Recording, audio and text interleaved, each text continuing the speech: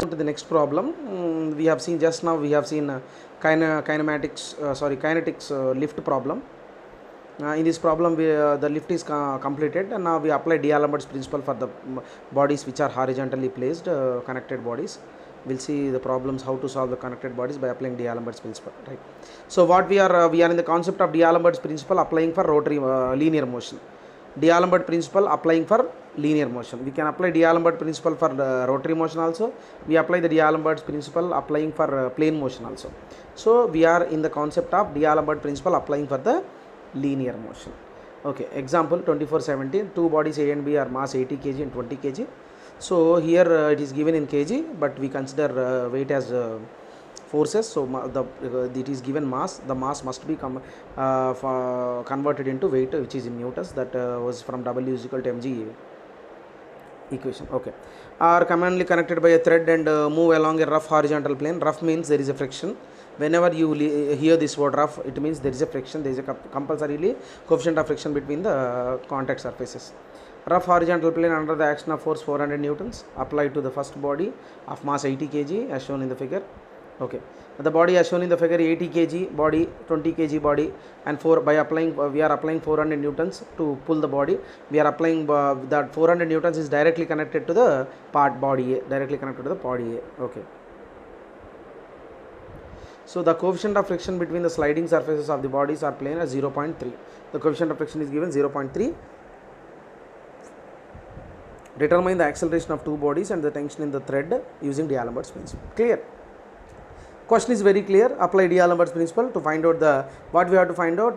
Determine the acceleration of the two bodies. We have to find out the acceleration of the two bodies, and similarly we have to find out the tension in the thread also. So let's solve the problem. We have to write all the given data, and we have to draw the free body diagram for the individual bodies, body A and body B. As you know, free body diagram, how to draw the free body diagram, what are the rules and regulations to draw the free body diagram. So that's the body.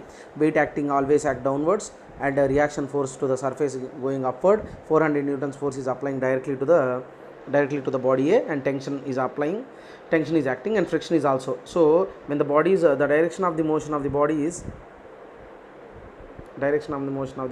in this direction, so similarly the friction will act in this direction. Clear? So weight will be acting downwards, and friction will be reaction force will be acting this direction. Okay, so what we have done is we have drawn the free body diagrams, and now first of all consider the body A. The forces are acting 400 newtons acting downwards, etc., etc. This is a kind of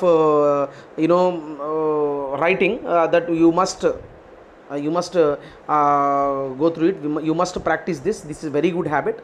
Whenever you draw a free body diagram, write all the points which are shown in the free body diagram. So now the reaction force R1, mass of the body 80 kg, etc., etc. Tension in the thread T acting towards right. So resultant horizontal force. Now the resultant horizontal force means consider all the forces. So what is the consideration of all the forces? 400 newtons towards left, and tension towards right. So F1 towards right. So 400 minus T. So it means left.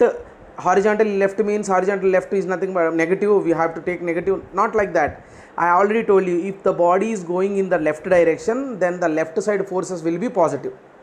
If the body is going right side, then all the forces in the right side are positive. It is not the statics problem. In statics we consider that right side forces positive, left side forces negative, top positive, down negative.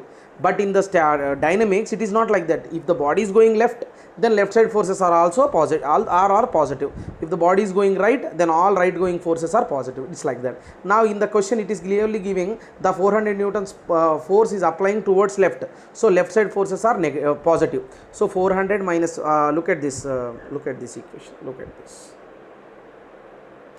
Net force, total force, that net force is represented with P1. 400 minus T minus F1 is equal to 400 minus T minus 235.2. Clear? So 164.8 minus T acting towards left.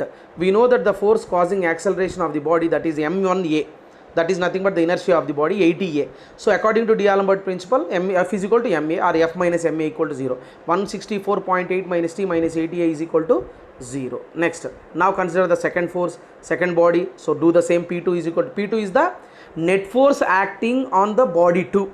Okay, that is the net force is nothing but F is equal to MMA. F is the net force acting, so P2 is equal to T minus F2, T minus 58.5, and inertia force is nothing but M2A, that is 20 into A. So and according to D'Alembert's principle, P2 minus M2A is equal to 0, so T is equal to something whatever. So now substitute this T, substitute this T in this equation. Okay, clear. So substitute this T in the above equation, then you will get all the answers. Acceleration is equal to 1.06 meter per second square, and the tension is nothing but 80 units. Very easy to solve, and solve the problem, understand the problem again and again. You have any doubt during the problem solving, definitely you can call me. Okay, so now this is an example.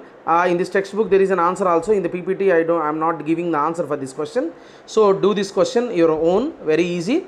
Consider the 150 kg body individually, consider the 50 kg body individually, draw the free body diagrams, apply D'Alembert principle for 150 kg, apply D'Alembert principle for 50 kg also, you will get the answer. Okay, we'll meet in the next video. We'll discuss some other problem in the next video. Thank you very much.